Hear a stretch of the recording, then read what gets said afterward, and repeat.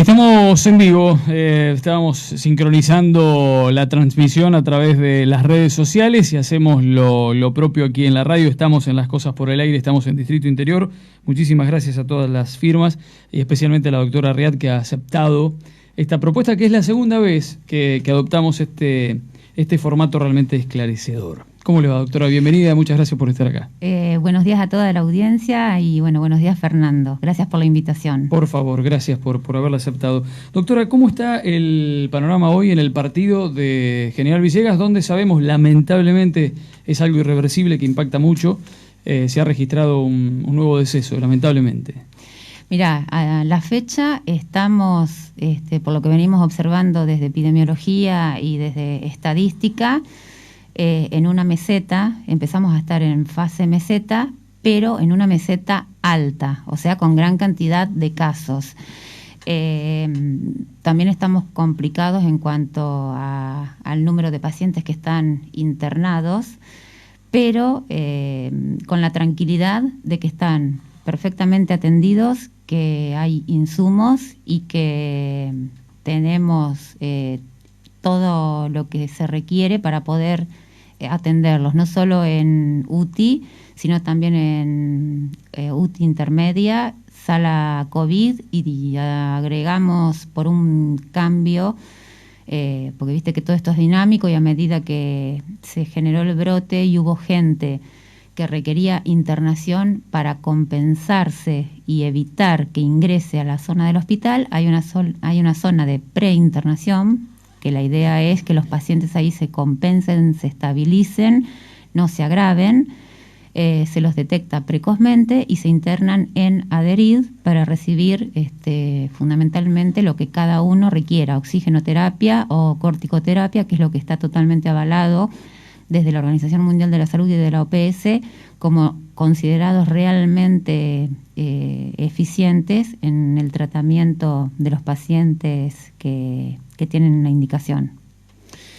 Doctora, preguntas hay muchísimas, ¿no?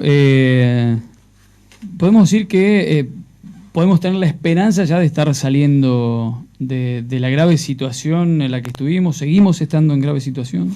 Seguimos estando en alerta, porque para decir que ya estamos saliendo de la situación, nos estaríamos adelantando, y en realidad hay que seguir más que nunca con todos los protocolos de prevención, con todos los protocolos de detección precoz de casos, que eso es fundamental. En esta etapa lo fundamental, y por eso se cambió la manera de atención en el hospital, en esta etapa lo que importa es la detección precoz de casos para hacerles el diagnóstico en forma inmediata, que eso se hace a través del test de antígenos que se está realizando en el hospital, con la colaboración de los bioquímicos de todo el partido de General Villegas, no solo de la ciudad de cabecera, que tuvieron el gesto de, ante la propuesta, venir a colaborar desinteresadamente, y eso agilizó muchísimo, no solo el diagnóstico precoz, sino que ya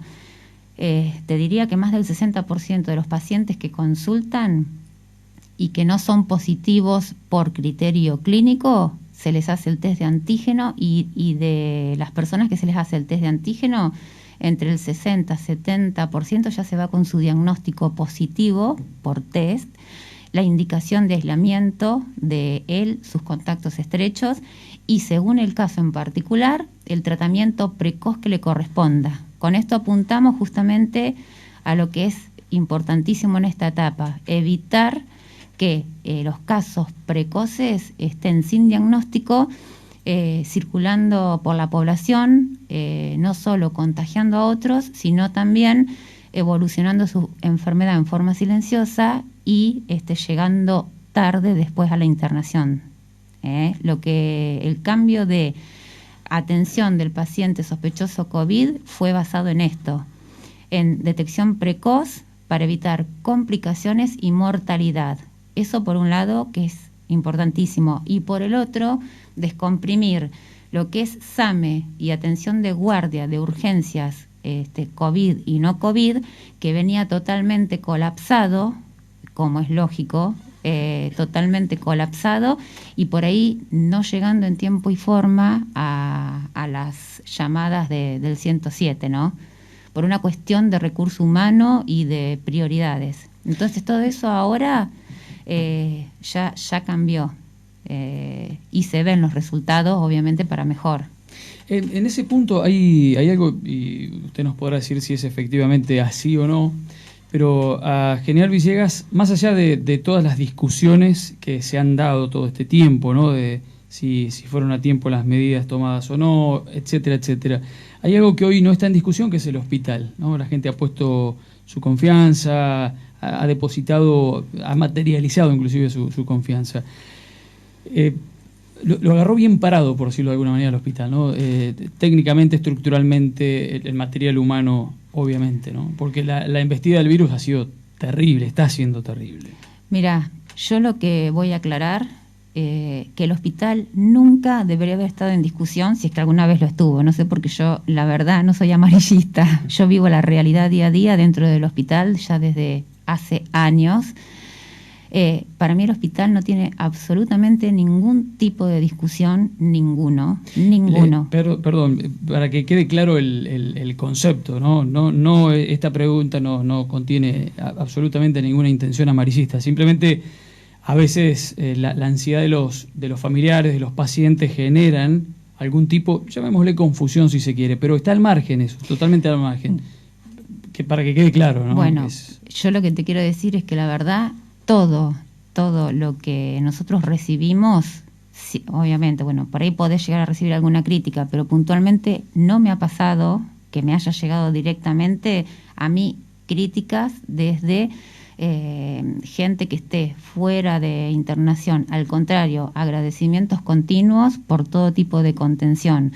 No solamente a los seguimientos que se hacen en forma telefónica, sino a los seguimientos que incorporamos intradomiciliarios de los pacientes que realmente lo requieran, con enfermería, al personal de terapia, a las mucamas, a los chicos de mantenimiento. Impresionante con la velocidad que han armado la internación en Aderit, consiguiendo camas, los tubos de oxígeno, viajando a pueblos de alrededor para no quedarnos durante este fin de semana sin el abastecimiento de oxígeno para los pacientes. O sea, lo que la gente ve de afuera es la punta del iceberg. Lo que está dentro del hospital lo vemos nosotros el día a día, y la verdad no es porque trabaje en el hospital.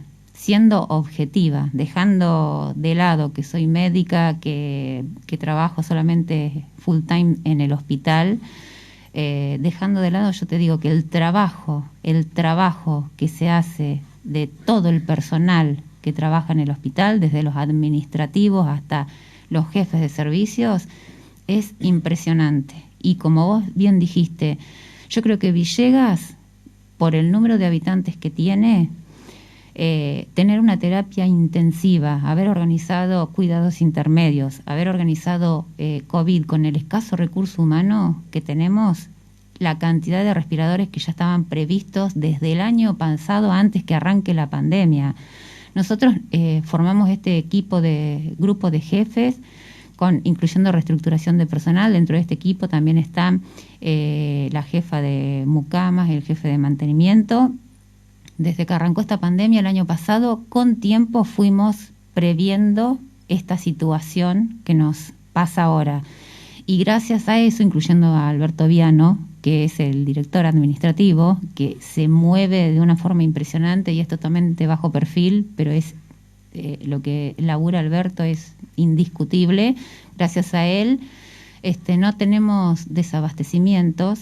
Y eso que en esta época y en este momento de la provincia, vamos a empezar de abajo para arriba, en este momento de región sanitaria, provincia y nación, sabemos que el desabastecimiento de drogas es generalizado. Bueno, nosotros por suerte nos agarró bien. Doctora, bueno, le vamos a ir acercando algunas preguntas. Le contamos a la gente que más o menos cada 20 minutos, 25, vamos a hacer un alto, obviamente, para salir al exterior, tomar aire, cumplir con el protocolo. La radio, por una cuestión obvia, es hermética. Doctora, ¿qué opina en principio y qué sabe del tema ivermectrina? Hay muchísimas preguntas respecto a este tema. Bueno, lo que te voy a decir, primero y principal, no hay ningún tipo de estudio con aval realmente científico que la considere como parte de un protocolo de tratamiento precoz o preventivo.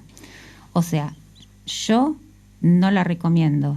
Hay colegas, no la recomiendo porque los estudios que hay en realidad avalan que para que realmente sea efectiva, las dosis que tenés que usar son altamente tóxicas, totalmente tóxicas, y el paciente termina internado, al final no por COVID, porque muchos se automedican, y han terminado internados con graves compromisos de órganos vitales, como por ejemplo el hígado, por intoxicación con ivermectina. Primero, tengo colegas que si el paciente la quiere tomar, se toman el trabajo de hacerle el cálculo de dosis, de evaluar si tienen contraindicaciones absolutas, como serían, por ejemplo, tomar benzodiazepinas o barbitúricos, que en este momento hay mucha gente que está medicada. Benzodiazepinas son todos esos medicamentos que ayudan a controlar la ansiedad, el insomnio, que hay una alta población que está medicada con benzodiazepinas. Eso es una contraindicación para la ivermectina, entre tantas, ¿no? Los que toman anticoagulantes. Bueno, tengo colegas que evalúan y le adaptan la dosis adecuada a cada paciente según el peso, si el paciente lo quiere tomar. La verdad, hay estudios que no han requerido, digamos, o no están en este momento con realmente el aval científico para la recomendación de ivermectina. ¿Está? Yo no la recomiendo, no está en el último protocolo actualizado de tratamiento de pacientes COVID, ni preventivo, que el último protocolo que vino desde Nación y de provincia, y ya te digo, se basa en todos los estudios de la Organización Mundial de la Salud y la Panamericana de la Salud, no indican la ivermectina, no la nombran.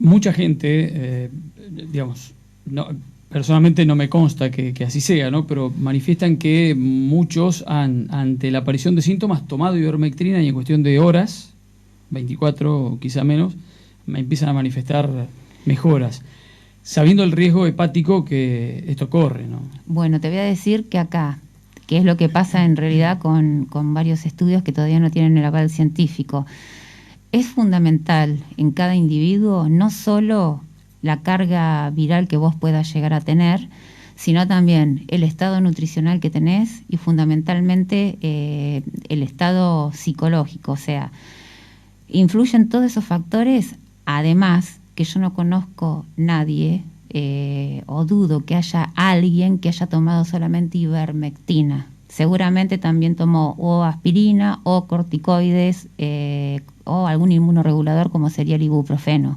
No creo que nadie haya tomado solamente ivermectina. Y en los estudios, en realidad, hay diferentes instituciones médicas que por ahí, con el consentimiento informado y firmado por un familiar, pone dentro de protocolos como una forma o como una herramienta más, obviamente que justamente como no está avalado por nada, te hacen firmar el consentimiento que vos aceptás las consecuencias que te puede traer ese tipo de medicamento. Lo han utilizado, pero cuando lo utilizan con todo el combo de medicamentos, con la transfusión de plasma o la transfusión de suero equino o corticoterapia a altas dosis, que eso sí está avalado, que es totalmente beneficioso, oxigenoterapia, que también se sabe que es altamente beneficioso. De todas estas, ¿con cuál se trabaja en el Hospital de General Villegas? En el Hospital de Villegas depende, el tratamiento es totalmente individualizado, pero se ha aplicado plasma, oxígeno y corticoides y antibiótico-terapia, corticoides, oxígeno y los antibióticos forman parte ya del protocolo, ya te digo, adaptado a cada paciente. Y obviamente el uso de aspirinas por las probabilidades de problemas embólicos o complicaciones embólicas que puede causar el COVID.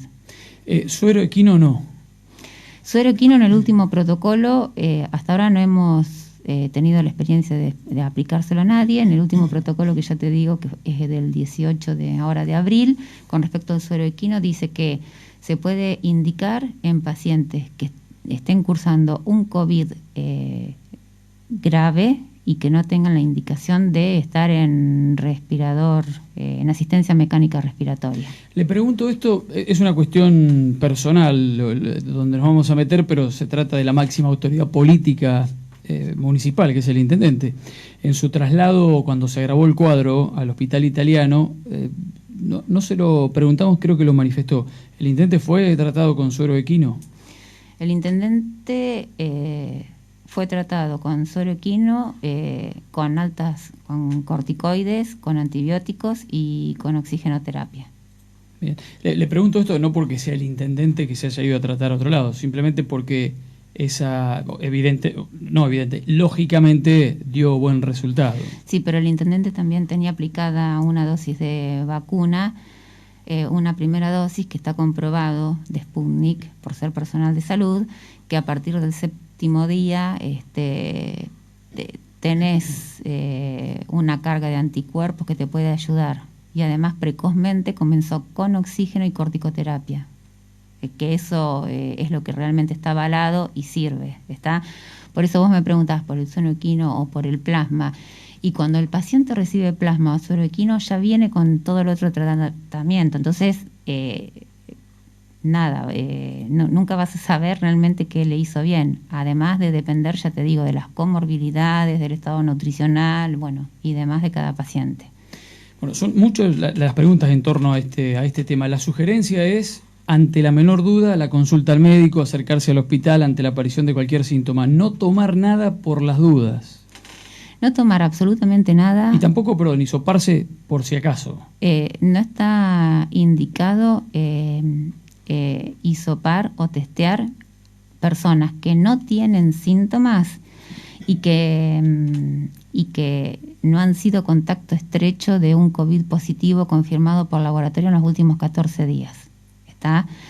Sí está indicado en ese caso por la cuestión de si es un portador asintomático. De todas maneras, esa persona debería estar aislada por contacto estrecho si fuera un portador asintomático, y con eso también se podría hacer prevención. Bien. Estamos charlando con la doctora Riad, es a quien usted está oyendo y a quien usted está viendo en esta transmisión en directo que llevamos a través de Distrito Interior y Las Cosas por el Aire en FM Peregrina. Bueno, le comenzamos a acercar algunas preguntas, que son muchísimas en realidad. Dice, me tocaría la segunda dosis de la vacuna Covishield. Dice, ya se me cumplirían las 15 semanas. ¿Qué va a pasar? ¿Llegan por un lado y qué sucedería si no llegan por el otro? La vacuna Covishield, la primera dosis, desde la primera dosis a la segunda, en realidad lo que está indicado desde el protocolo de vacunación es un periodo de 3 meses entre una primera dosis y una segunda dosis. Bien, dato importante. La respuesta o el tratamiento que puede recibir un paciente, el resultado en realidad con Sputnik, Covishield es diferente entre sí. Sí, es diferente. Hay algunas mínimas variaciones de porcentaje en cuanto al desarrollo de anticuerpos entre una y otra, pero en realidad cualquiera de las 3 opciones de las vacunas disponibles en Argentina son totalmente preferibles aplicárselas que no, porque todas dan cobertura con anticuerpos. El tema no se sabe por ahora, porque eso lo vamos a ver con el tiempo, cuánto te va a durar los anticuerpos. Pero sí, la recomendación es obviamente vacunarse. Han fallecido personas que habían recibido la vacuna, lamentablemente, ¿no? Mira, la estadística que yo tengo, al menos hasta ahora, de los pacientes que han estado internados, es que no tenían dosis aplicadas de ninguna de las vacunas. Bueno, hay un caso que sí, de los de ayer. Sí, ya te digo, esto es dinámico. Este dato que yo te lo digo es porque lo consulté y hará, qué sé yo, no sé, una semana, 5 días. Puede ser. No sé si tenían tratamiento completo igual.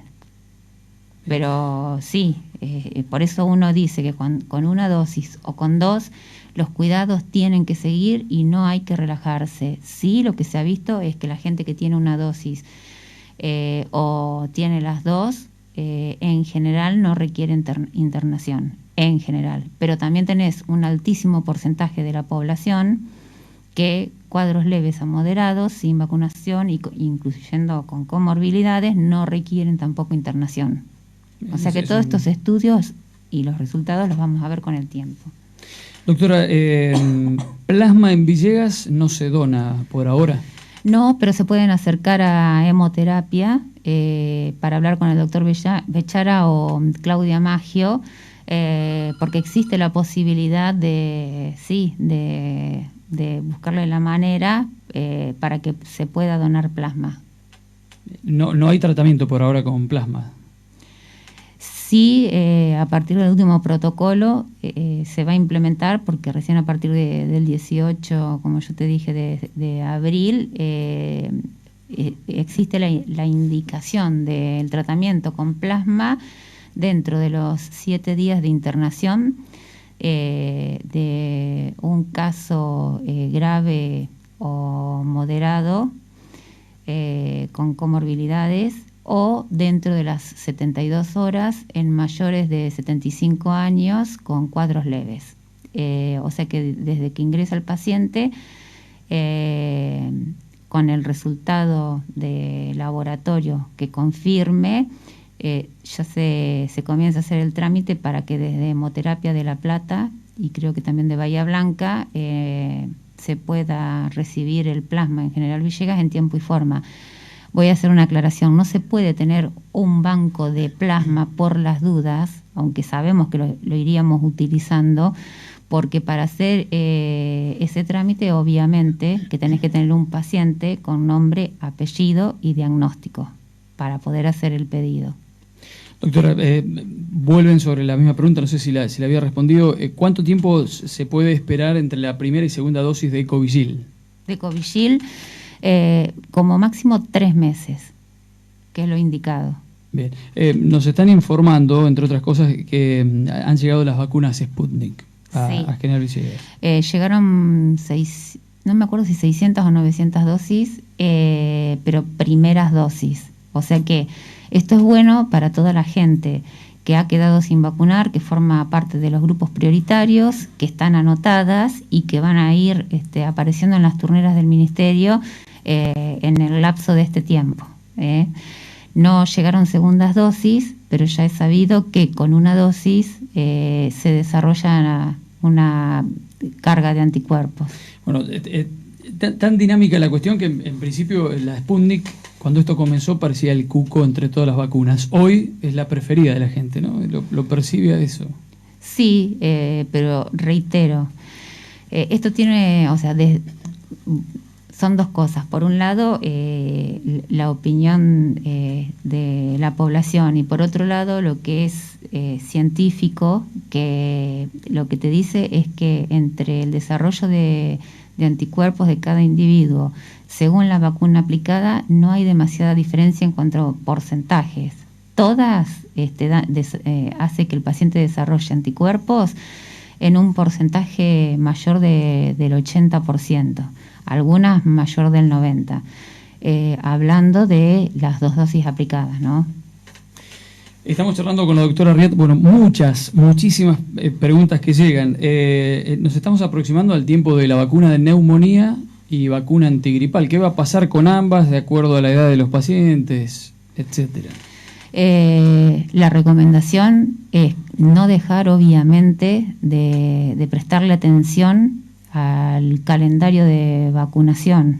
O sea, el calendario de vacunación, según el grupo etario, más que nunca debe estar al día, más que nunca. Y con respecto al antigripal, que ya forma parte del calendario para los grupos establecidos, que son los mayores de 65 años, que ni siquiera necesitan orden médica para ir a vacunarse, obviamente que están indicadas. La recomendación siempre es vacunarse. Bien. Vamos haciendo un mix de preguntas. Estamos charlando con la doctora Riat. Para la interpretación de un análisis de anticuerpos COVID, ¿hay un valor máximo en la escala? Preguntan. No, lo que justamente valor máximo no hay. Hay un límite que depende de cada laboratorio y de cada técnica que se utilice o qué tipo de anticuerpo dosás, que te dice de ese valor para arriba, pero no hay un tope máximo. Se ha visto de todo, incluso hasta gente que no ha desarrollado anticuerpos con las 2 dosis de vacunas o que no ha desarrollado anticuerpos cursando un COVID moderado a grave. Otra pregunta, después de haber cursado COVID, ¿cuánto tiempo debe pasar para poder vacunarse? Entre 48 y 72 horas. ¿Para cualquier vacuna? Para cualquier vacuna. Incluyendo la anti-COVID. ¿Cuántos días? Perdón. 72, 3 días, desde que estás dado de alta. Importante. Sí, porque se había hablado, fue totalmente dinámico. En menos de un mes pasó de que el paciente que estaba de alta COVID tenía que esperar más de 3 meses para vacunarse, después pasó a que tenía que esperar mínimo 14 días desde el alta, y el último consenso dice que después de 24, 48, 72 horas, si tiene el turno, se tiene que vacunar. Entre otras preguntas, dice, ¿qué pasa con la segunda dosis de Sinopharm? Sinopharm en este momento no tenemos, pero el lapso es el que estaba establecido en el último consenso, que también, parecido a la Covishield, entre 2 a 3 meses. Obviamente que si llega la Sinopharm antes y se cumple mínimo los 28 días desde la primera aplicación y tenés el turno, te la aplicás. Pero hasta pasado 3 meses se puede esperar. Bien, hacemos dos preguntas más y si le parece nos aireamos en este caso. Sí. Se hidrata y demás. Sí. Dos preguntas que hace la gente, ¿no? Mucha gente de los pueblos conectados. Graciela Galotti pregunta el tema de vacunar en los pueblos. Este es un caso donde dice, tengo a mi mamá en cama, imposibilitada para caminar, se nos hace muy difícil subirla a un auto para llevarla a General Villegas. Por ahora, nosotros desde el Ministerio, no tenemos la orden o el aval para salir a vacunar a los pueblos.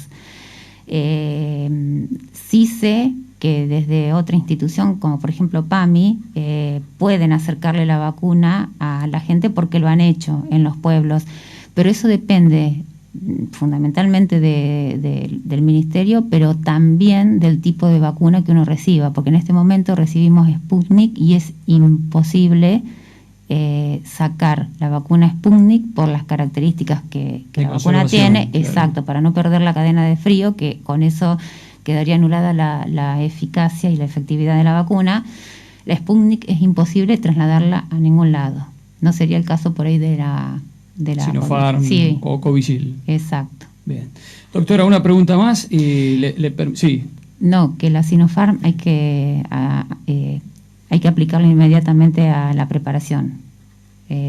Así que también habría por ahí dificultades en el traslado.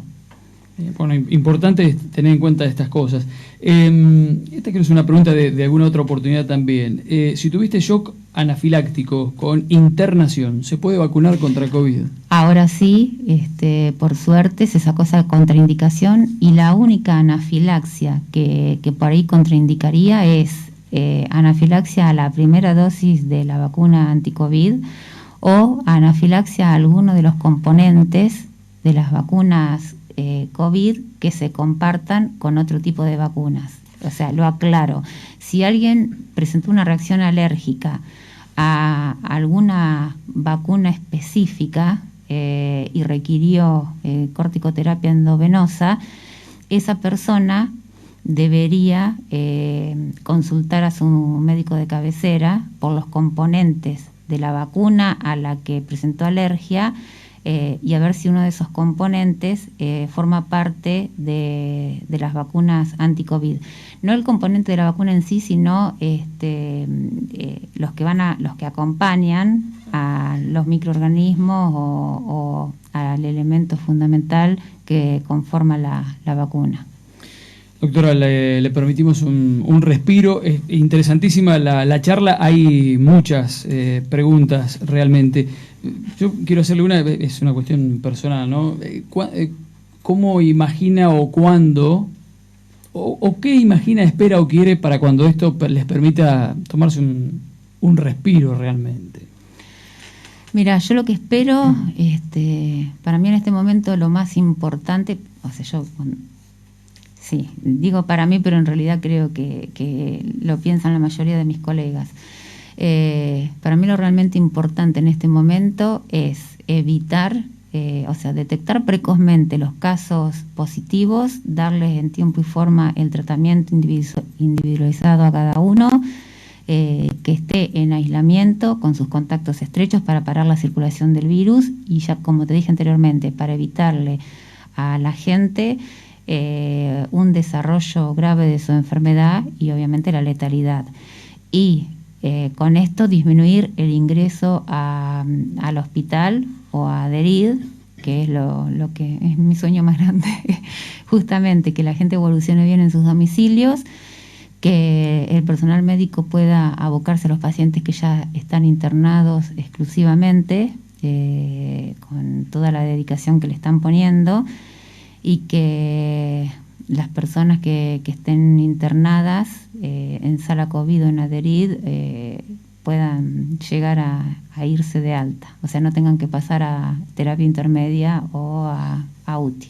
Pero bueno, creo que se va a poder hacer. Ojalá. Ayer me tocó ver una imagen que había descrito uno de los enfermeros que está en UTI COVID, esto de, lamentablemente estamos todos los días llevando un óbito a un fallecido a la morgue. Bueno, ayer me tocó ver el momento en que se dirigían a buscar a un cuerpo. Es tremenda la imagen. Y es tremenda la imagen porque no dejamos de ser un pueblo chico y la verdad que detrás de cada paciente, obviamente, no detrás, sino al contrario, adelante. Junto. Sí, o adelante de un paciente, obviamente que hay un ser humano que uno conoce, directa o indirectamente, porque acá nos conocemos todos y conocemos familias, y bueno, nada, no. Si bien uno es médico y está preparado para un montón de cosas, la verdad, para esto creo que no hay ningún profesional de la salud que haya estado preparado, no solo en General Villegas, sino en todos los lugares donde vos te comunicás, que están haciendo atención de pacientes en esta pandemia. Creo que ninguno está preparado para esto, ¿no? Para ver una tasa de letalidad tan alta. La pregunta sería, la dejamos para luego de este pequeño receso. Le decimos a la gente que esté atento tanto a las redes como a la radio porque vamos a volver a charlar. Queda la pregunta pendiente. La discusión social que tenemos, si vamos a salir mejores o peores personas, vecinos, ciudadanos, etcétera. La medicina habrá mejorado con esto, se habrá humanizado mucho más de lo que es, pero nos lo responde luego. Agradeciendo a las firmas, a toda la gente que nos hace llegar preguntas a través de la fanpage, debajo de la transmisión y a nuestro teléfono. Sigan haciéndolo, está la doctora para responder con absoluta claridad. Esto lo destacan los oyentes, la claridad y la contundencia de las respuestas trayéndonos al llano. A mí me quedó una pregunta, conocer qué es un shock anafiláctico, pero nos lo responde después. Ya venimos, ya seguimos.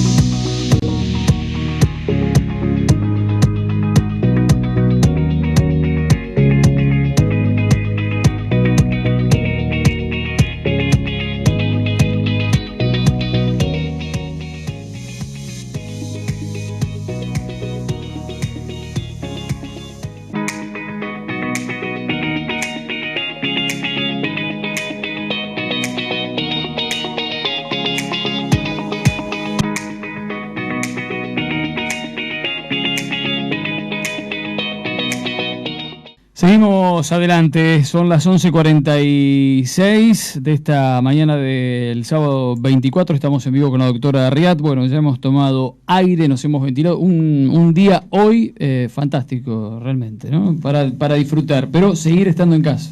Sí, haciendo las cosas que tengamos que hacer en nuestros patios, en la medida de lo posible, sí.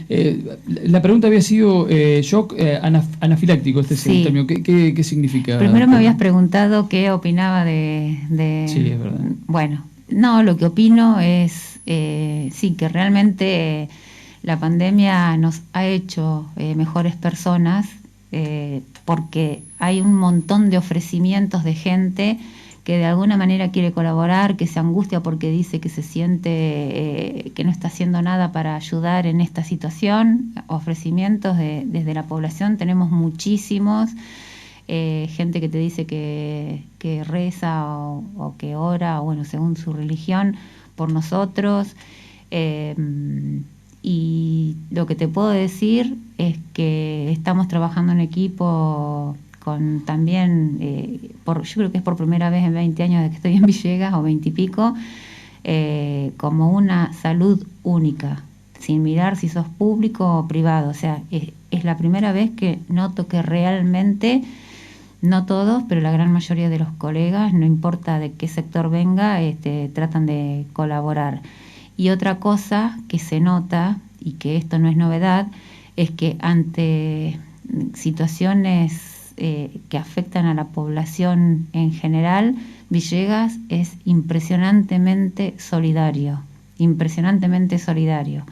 En estos momentos es donde vos ves realmente quién es quién y el grado de solidaridad que hay en Villegas. Todo el mundo se ofrece para ayudar desde lo que sea, aunque sean pacientes de riesgo, desde su domicilio, en lo que puedan, en hacer seguimientos, en conversar por ahí con los pacientes, pero bueno, por una cuestión de ética y de secreto profesional, uno agradece el ofrecimiento, pero bueno, hay cosas que por más con las que se quiera colaborar que no se pueden.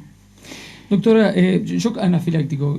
Shock anafiláctico es una reacción alérgica a cualquier, no solamente a medicamentos, sino también puede ser a cualquier veneno, por ejemplo, por la picadura de una avispa, de una hormiga, algún alimento, que lo que ocasiona es un grado de severa dificultad respiratoria con inflamación de todo lo que es la vía respiratoria, nariz, laringe, con cierre de glotis, y el impedimento de poder respirar, que si no la asistís en forma inmediata te causa un paro cardiorrespiratorio y la muerte. Eso es un shock anafiláctico.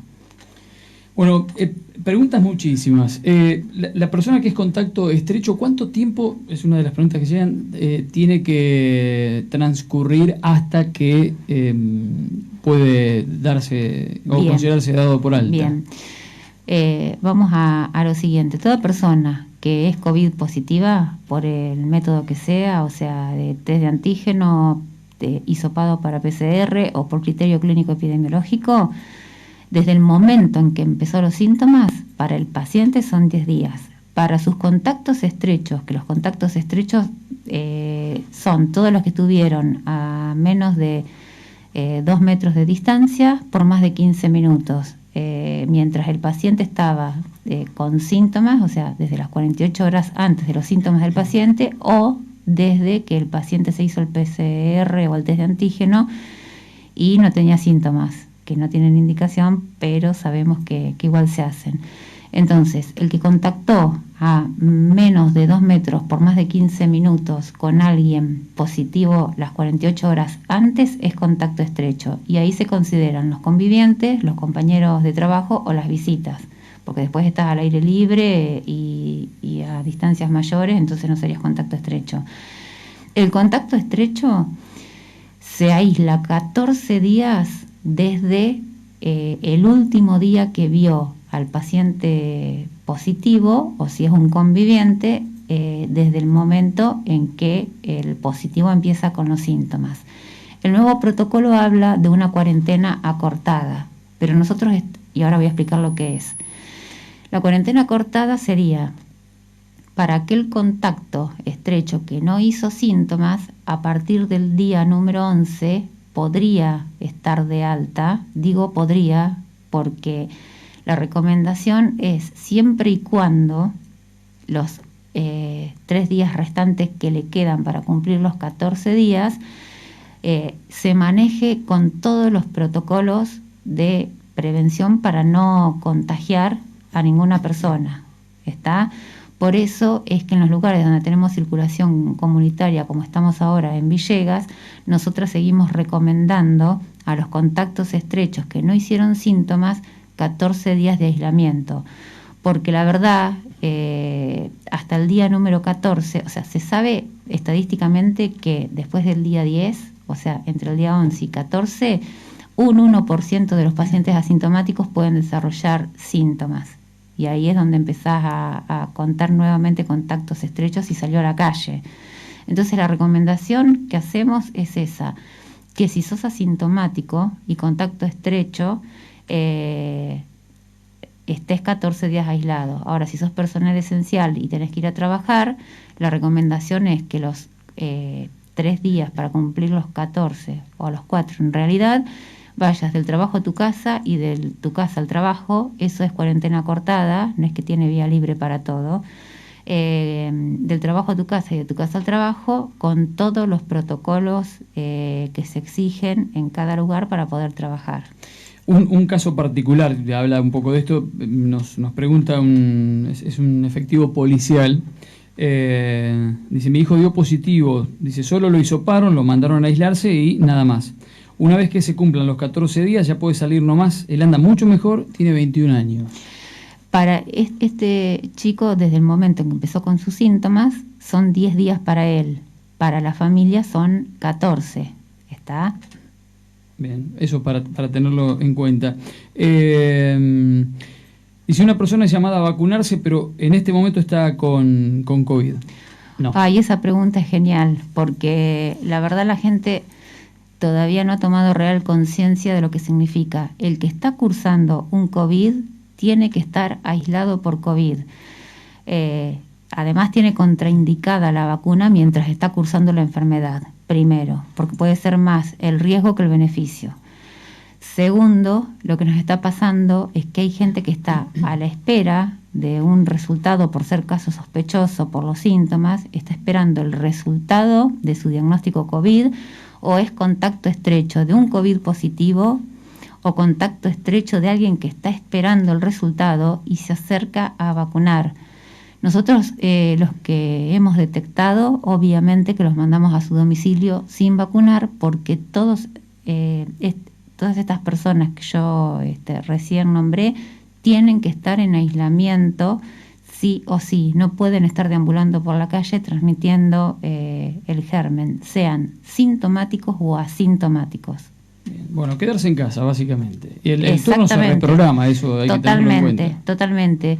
E incluso si al estar en la turnera, si tiene el diagnóstico entre los 14 días, desde el día que le tocó el turno, tiene el alta, y es realmente grupo de riesgo, se puede llegar a vacunar dentro de esos 14 días, siempre y cuando esté en la turnera, ¿no? Pregunta, siendo alérgica a ibuprofeno y amoxicilina, ¿me puedo vacunar? Hace 5 días que recibí el alta de COVID. Sí, se puede vacunar. Es esto que decía hoy, que ya ha cambiado la contraindicación. Exactamente. Bien. Tuve gripe A y neumonía. ¿Se considera paciente de riesgo?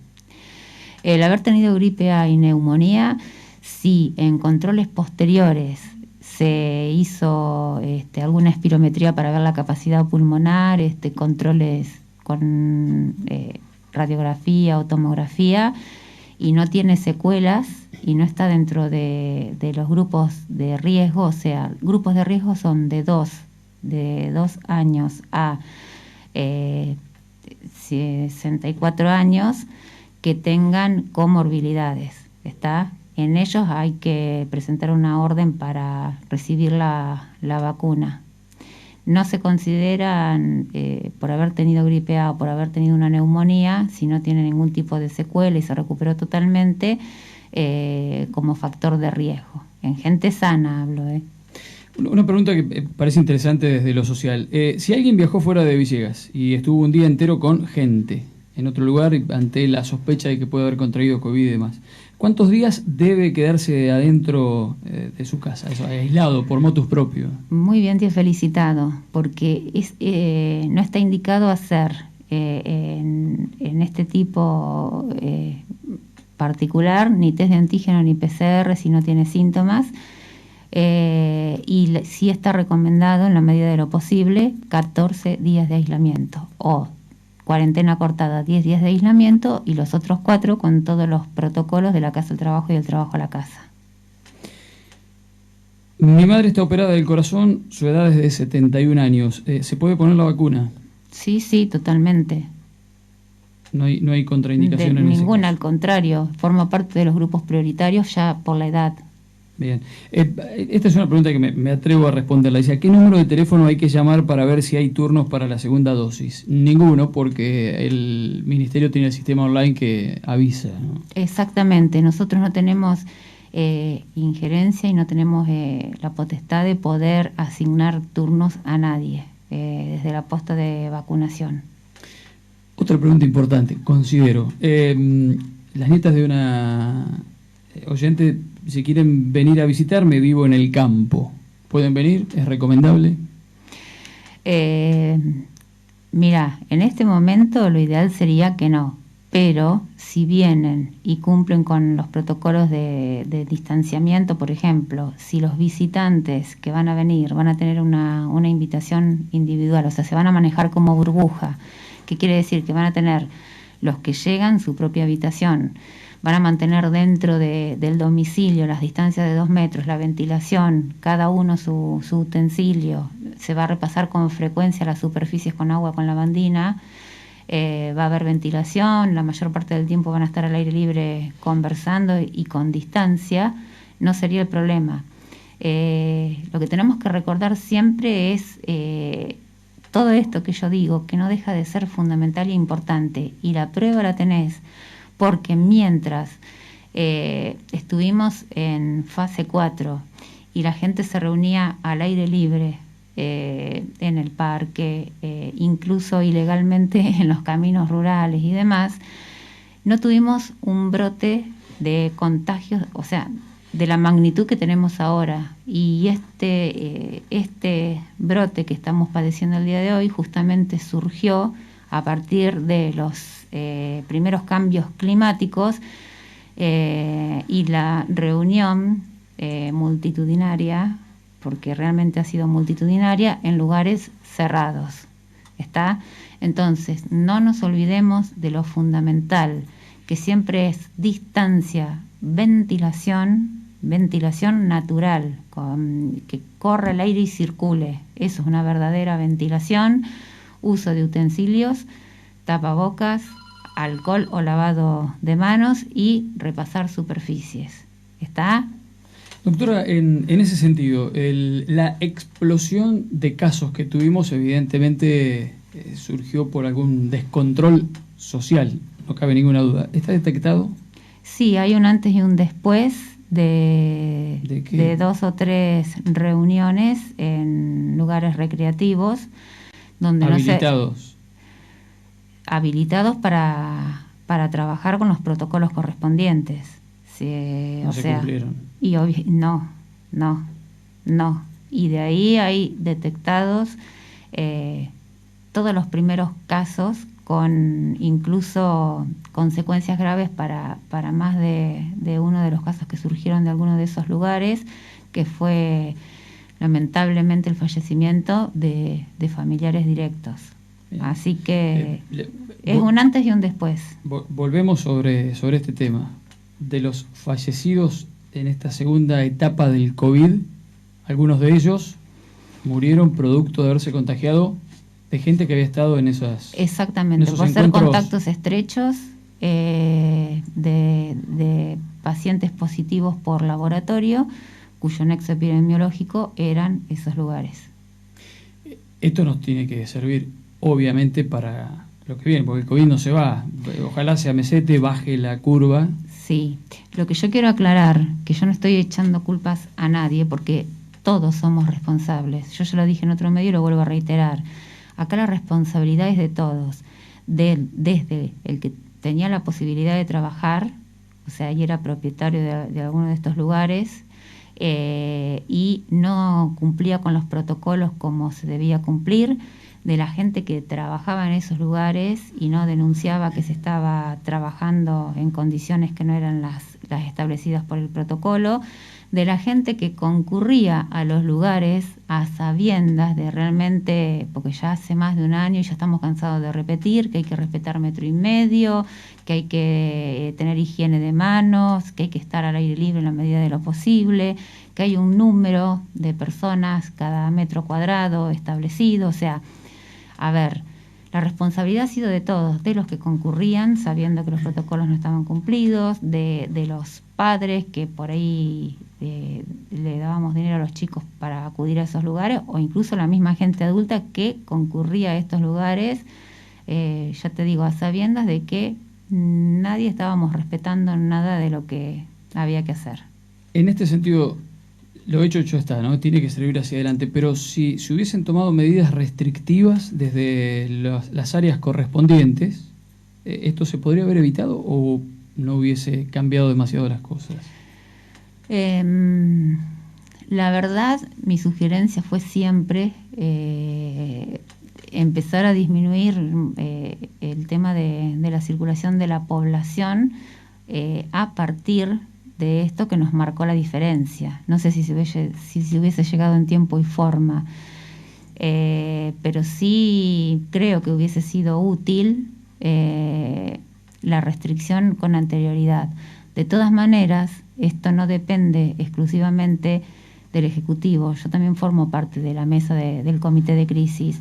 La fase en la que cada ciudad está la determina el Ministerio en base al número de casos. Pero bajamos de fase cuando lo dictaminó el Ministerio.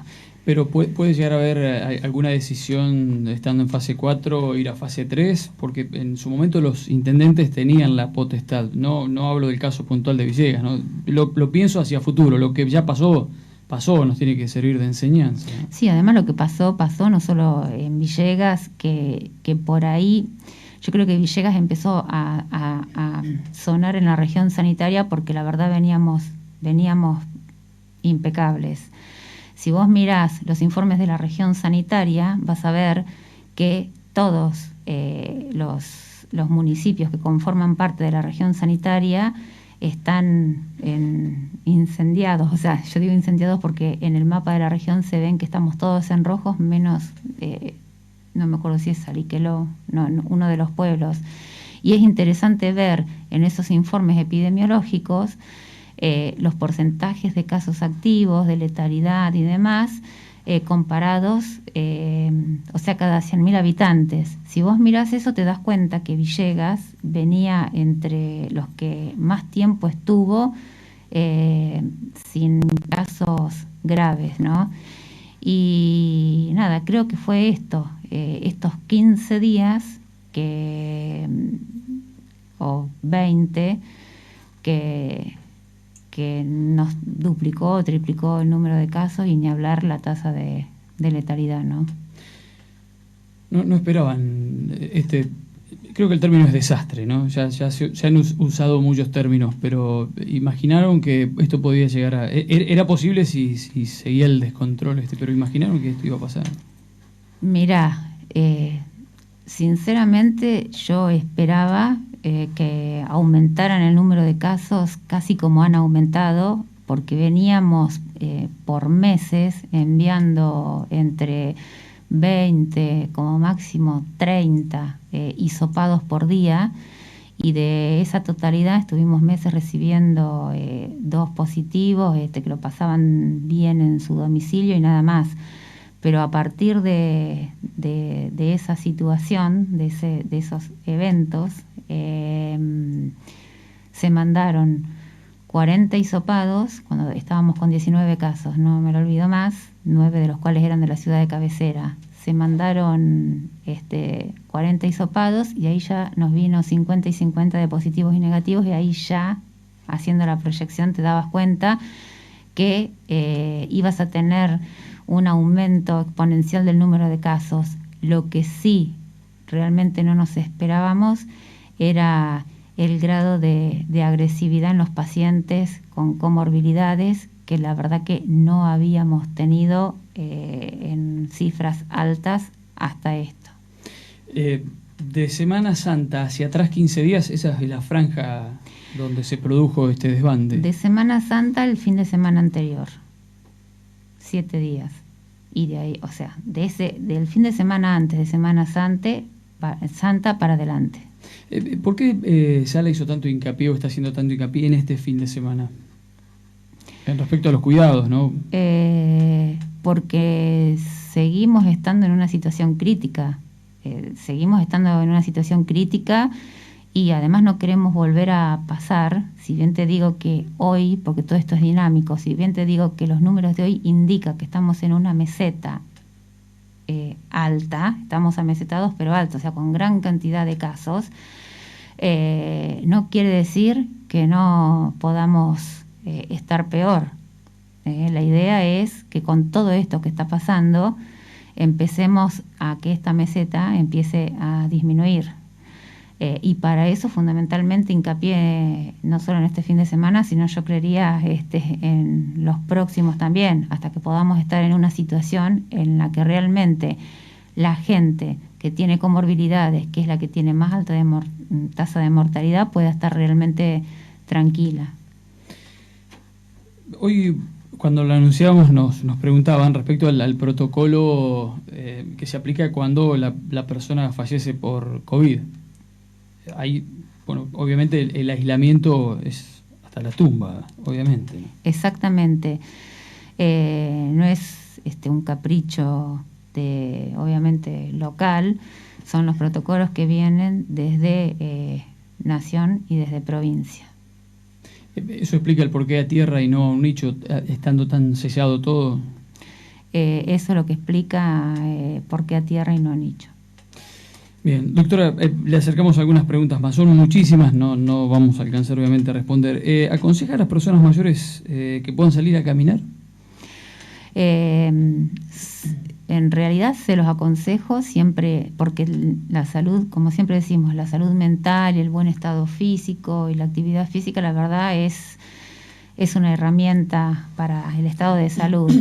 Se lo recomiendo siempre y cuando esa persona vaya sola, o si va acompañada con otra, respete siempre la distancia, por lo menos de 1 metro, 1,5 metros. Vuelvo sobre la pregunta de los fallecidos, porque la persona que preguntó insiste. Se entiende que el cuerpo dentro de una bolsa, que creo que es doble en cuanto a su textura, dentro del ataúd sellado y a tierra. Pregunta, bueno, con esos recaudos, ¿no hay posibilidades de destinar el cuerpo a una bóveda o nicho, el cajón, el ataúd? Lo que está escrito hasta ahora es eso. Lo aclaró que no es un capricho villeguense, obviamente. No, y que también entiendo a la persona que lo está preguntando. Lo entiendo, pero la verdad que no tenemos la potestad, así como no tenemos para asignar turnos en vacunación, tampoco para tomar una determinación que ya viene directamente desde más arriba. Es lo más delicado, obviamente, de esta situación. Señora de 65 años, mamá de quien consulta, no ha recibido todavía el turno de la primera dosis de la vacuna COVID. ¿Es recomendable esperar a recibir esa vacuna para luego darse la vacuna de la gripe o que se vacune contra la gripe? Yo le sugeriría que justo en este momento que han llegado una gran cantidad de dosis de primeras dosis anti-COVID, aguarde un poquitito más para vacunarse con la antigripal. Porque si se vacuna con la antigripal o con cualquier otra, tiene que esperar 15 días para aplicarse la primera dosis de la anti-COVID. Un oyente sufrió un shock anafiláctico en diciembre del 2019 por amoxicilina. El tiempo transcurrido hasta hoy ya es el prudencial para que se pueda vacunar. Sí, porque ya está descartado, o sea, no es cuestión de tiempo, está descartado que la anafilaxia a cualquier otra cosa, sea, ya te digo, alimento, antibiótico, cualquier otra, la anafilaxia a cualquier otra cosa que no sea componente de vacunas, no es contraindicación para vacunarse. Bueno, todos los mensajes que han llegado respecto a sus expresiones, todos positivos. No ha cosechado.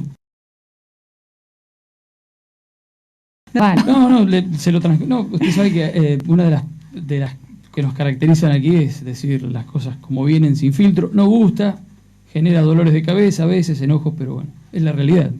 Bueno, más ni menos. Así que hasta ahora viene cosechando todos elogios, sobre todo por la claridad, se lo decíamos recién. Concluye este mensaje con una mamá que dice psicológicamente me estoy volviendo loca. ¿Y cuál es la explicación? Que le preguntemos, dice, ¿por qué no se hisopa a quien va directamente sin olfato o gusto? Se lo declara, me dicen, clínicamente positivo de COVID y no tenemos la certeza si es o no. Sí, la certeza está. Yo le explico a esta mamá. No desde el principio, porque desde que arrancó la pandemia hasta el día de hoy, los cambios de protocolo que ha habido es impresionante, pero ¿de dónde surgen? Justamente de la experiencia en base a las estadísticas y a los análisis de todos los datos epidemiológicos, incluyendo los síntomas, no solo a nivel de Villegas, sino a nivel país y a nivel mundial. Ya hace mucho tiempo que la pérdida del olfato o la pérdida del gusto en forma abrupta, que el que tuvo COVID lo sabe, la pérdida abrupta de gusto o de olfato, descartando cualquier otra enfermedad, porque por ahí los que son alérgicos sufren de rinitis fundamentalmente y se medican, suelen tener una disminución o una alteración en el gusto y en el olfato, y no es de ahora, es de toda la vida. Pero sí se sabe que no hay ninguna otra enfermedad que no sea COVID que cause pérdida de gusto o del olfato en forma abrupta. Está científicamente avalado que uno de esos dos síntomas o los dos ya son suficientes para declarar COVID por criterio clínico. Bueno, además, entiendo la angustia de la familia. Es un chico, según nos decía, de 19 años que tal vez tiene que trabajar o algo por el estilo, pero nada mejor que ante la duda quedarse en casa, ¿no? Que la exageración es lo que nos va a salvar, sin duda, en este tiempo. Sí, no sé si la exageración, porque te salva por un lado, pero te taladra la cabeza como esta mamá por el otro. Pero sí, como hizo esta señora, tratar de consultar siempre a un profesional de la salud, a su médico de cabecera, aunque sea telefónicamente. Pero quiero que quede bien claro que está establecido con realmente aval científico para declarar a un paciente COVID positivo por criterio clínico o epidemiológico. Esto quiere decir que no necesita hacerse ni test de antígeno por hisopado o hisopado para PCR. Te aclaro cuáles son. Los COVID positivos por clínica y epidemiología son todo paciente que presente pérdida de gusto o del olfato en forma abrupta, sin tener ninguna otra causa que se lo determine. Todo paciente que comience con 2 o más de los síntomas que ya conocemos y que sea contacto estrecho dentro de los últimos 14 días de un paciente confirmado COVID por laboratorio. Esas personas son positivas por criterio clínico epidemiológico sin lugar a dudas. Y tienen que manejarse como COVID positivo. Exacto, 14 días de aislamiento, reiteramos. 10 días para los que tienen síntomas, desde el inicio de los síntomas. Y 14 días para los contactos estrechos sin síntomas, porque si uno de los contactos estrechos dentro del aislamiento empieza con síntomas, para ese contacto estrecho son 10 días desde sus síntomas. Interesante eso. Sí, te lo voy a dar con un ejemplo. Suponete vos, Fernando, te empezás con síntomas, no estuviste los últimos 14 días con nadie confirmado COVID por laboratorio, entonces a vos se te hace un test de antígeno, porque no tenés pérdida de olfato y de gusto, tenés 2 o más de los otros síntomas. Sos COVID positivo por test de antígeno. Tu familia se aísla con vos. Desde el momento en que vos empezás con los síntomas, lo ideal sería que te autoaísles hasta que consultás para evitar contagiar tu contexto familiar. Eso sería lo ideal. Ponele que no lo haces. Vas, te hisopás, te dicen sos positivo por test de antígeno. Llegas a tu casa, desde ese momento igual te autoaislás, o sea, separado del resto de la familia. Porque hasta ese momento, por ahí las 48 horas anteriores tuviste carga viral baja y no alcanzaste a contagiar al resto de la familia. O sea que te dan el diagnóstico, te autoaislás y el resto de la familia circula dentro de tu casa aislado, con ventilación, todo lo que ya sabemos. Si al 5.º día que vos sos positivo empieza tu esposa, para tu esposa y tus hijos, eso se llama corte.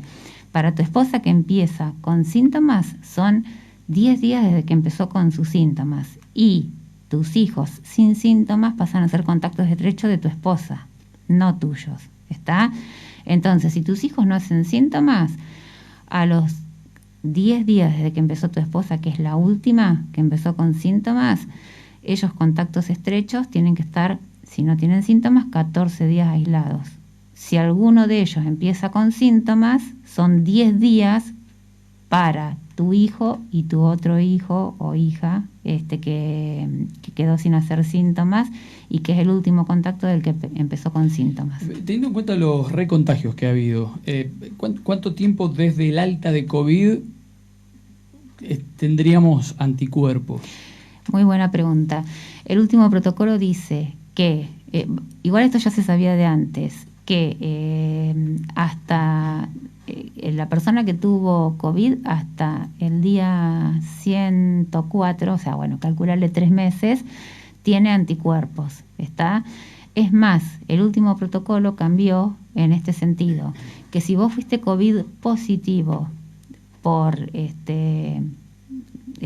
prueba de antígeno o por PCR, fuiste COVID positivo en los últimos 3 meses y pasás a ser contacto estrecho de un COVID positivo hoy, sí, si vos fuiste dentro de estos últimos 3 meses positivo, no tenés que aislarte.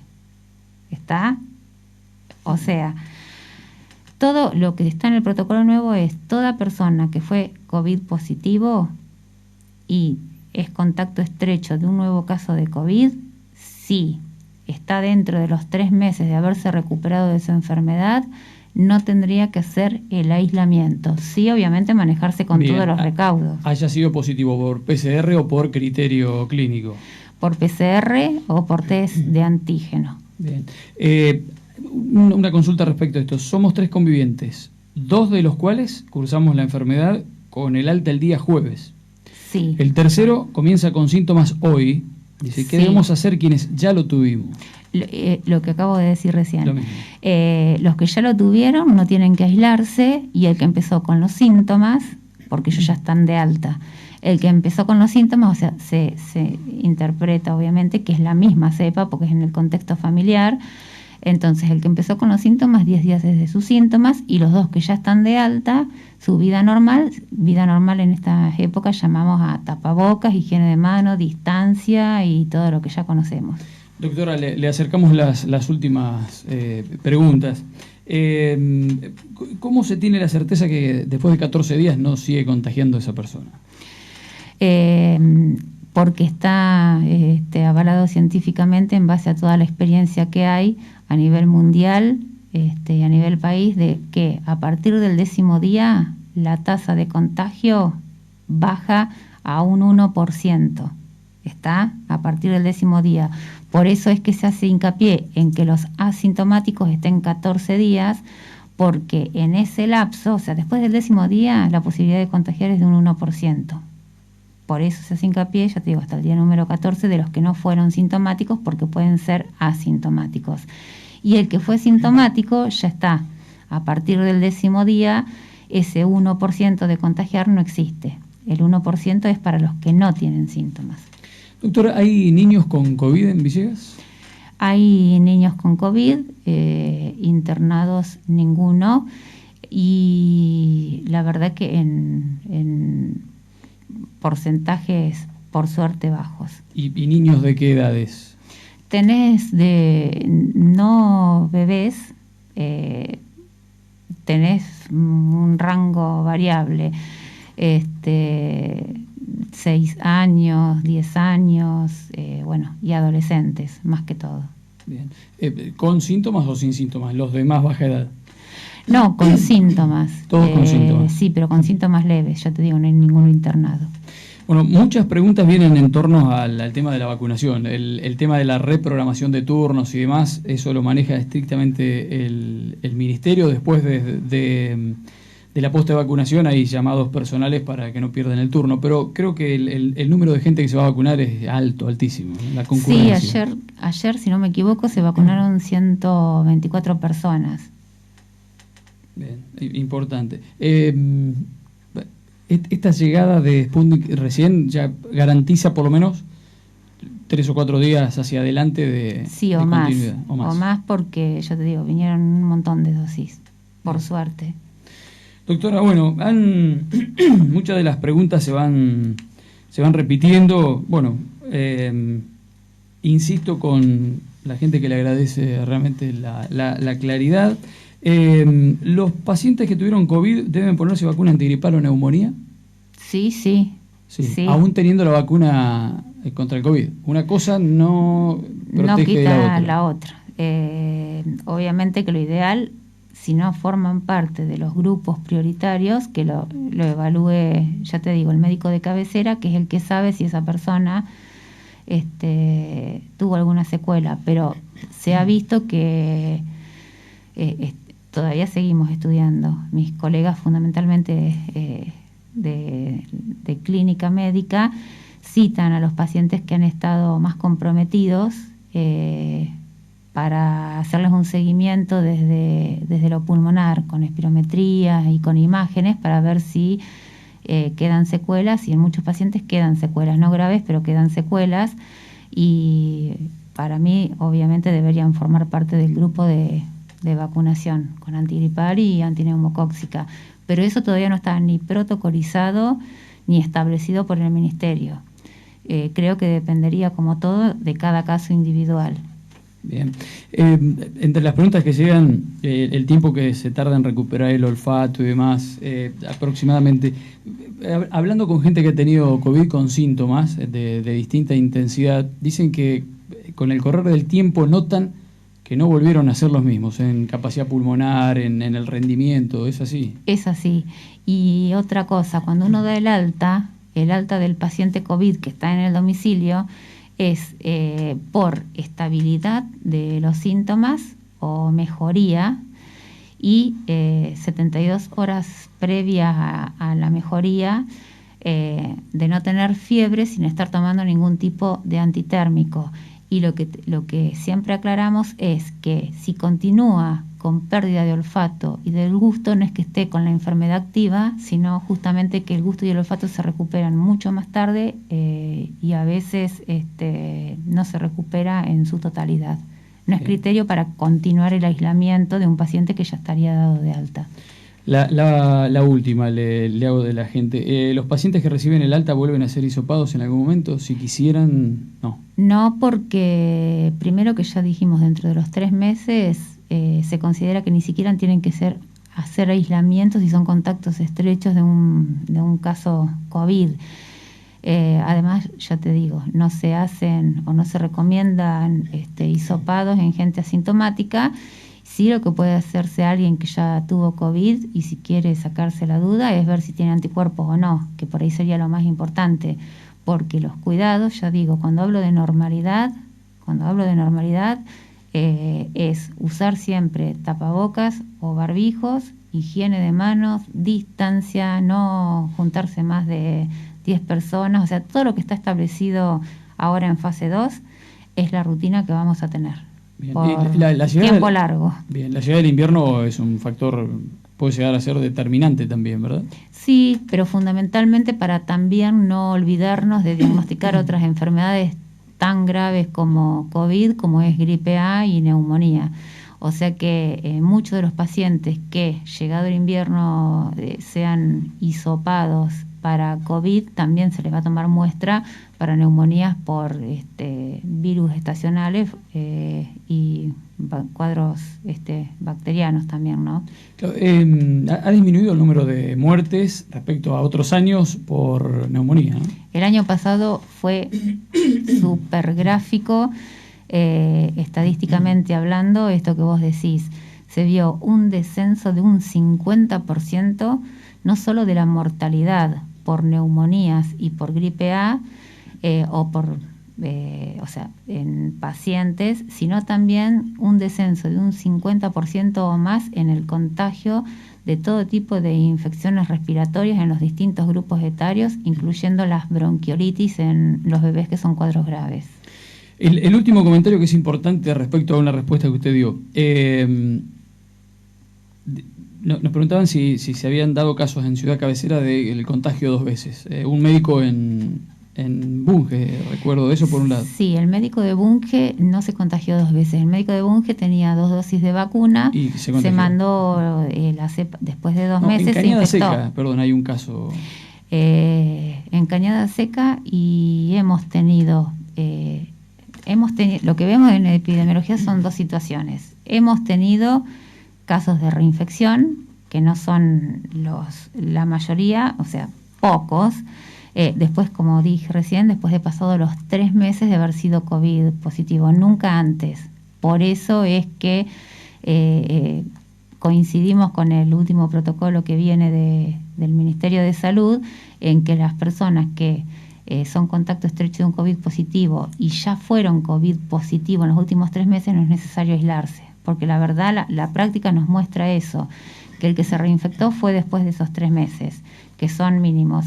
Y la otra situación tenemos que muchas veces, no muchas, al contrario, pocas, nos ha pasado que por ahí la gente se ha ido a hisopar sin síntomas, que por ahí a lo mejor te dice cuando la interrogas que tiene fiebre y por ahí no se la midió, se sintió afiebrado y que le pica la garganta o tiene algún otro síntoma, y en otro momento, que no va a ser el actual, en otro momento se hisopó.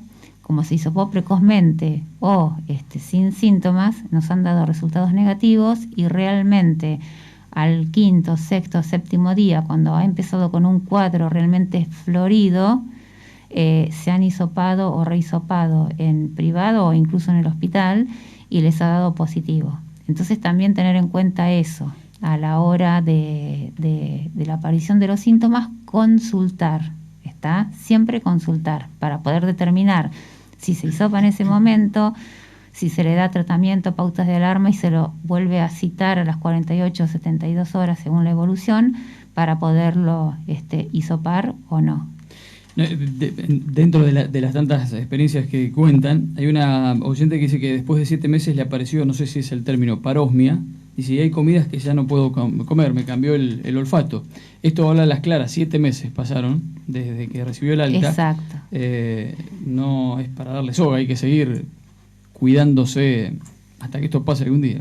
Sí, totalmente. Y tengamos la esperanza que algún día pase y que después nos dé tregua para que no venga ninguna otra pandemia. Que no mute, ¿no? Ya está mutando. O que no siga mutando. Sí, o si muta, que sea para ser más leve y menos contagioso. Doctora, le agradecemos. Han quedado muchísimas preguntas, todas muy interesantes. Concluyo con esto. Una señora nos contaba que había hablado con la mamá de un adolescente que le dijo, mira, yo no puedo hacer más nada con él, les voy a habilitar el quincho para que, protocolo mediante, comiencen a juntarse. No es lo correcto. Lo correcto sería, entiendo la postura de la mamá, lo correcto sería que por ahí en vez del quincho fuera al aire libre y no en forma multitudinaria. O sea, lo correcto sería en este momento de fase 2 no hacerlo.